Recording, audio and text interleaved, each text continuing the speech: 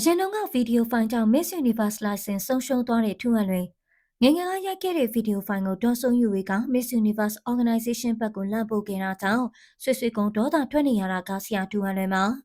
ထူအလွင်ဟာ Miss Universe National Director License ကိုဒေါ်စုံယူဝေနဲ့အပြိုင်ရဖို့ကြိုးပမ်းနေတာဖြစ်ပါတယ်။လူတွေကလည်းထူအလွင်ကိုပဲ Miss Universe License ကိုရစေချင်နေကြတာဖြစ်ပါတယ်။ဒါကလေးထူအလွင်ဟာအလှမေတွေကိုပံ့ပိုးမှုအားကောင်းလို့ပါ။ထူးအလွင်ရဲ့သမီးတော်လေးဖြစ်တဲ့နီနီလေးရင်တဲဆုငိမ့်အခုနောက်ဆုံးနာနာတို့ဟာနိုင်ငံတကာအလှမေတံမွေးတွေမှာရလက်ကောင်းတွေယူဆောင်နိုင်ကြလို့ပါပဲ။ဒါကြောင့်လေထူးအလွင်သာကမ္ဘာအဆင့်မြင့်ဆုံးအလှမေတံမွေးဖြစ်တဲ့ Miss Universe License ကိုကင်တွယ်ခွင့်ရမယ်ဆိုအရန်ကောင်းမှဆိုပြီးတိုက်တွန်းနေကြတာဖြစ်ပါတယ်။ထူအလွင်ကိုရန်ကလည်း Miss Universe License ကိုမြန်မာငွေသိန်းပေါင်းတောင်းချီအကုန်ခံပြီးဝယ်ယူထားတယ်လို့ပြောကြတာပါ။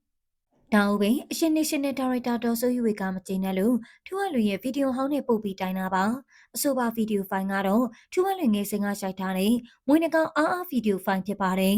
ဒါအပြင်ဒေါ်စိုးယူဝေကထောက်ပြကထူးအလွင်လူကဂုံတိတ်ကကြီးမားတဲ့ Miss Universe ပြိုင်ပွဲရဲ့မြန်မာကိုစားပြု National Director မဖြစ်ထိုက်ဘူးလို့ပြောလာတာဖြစ်ပါတယ်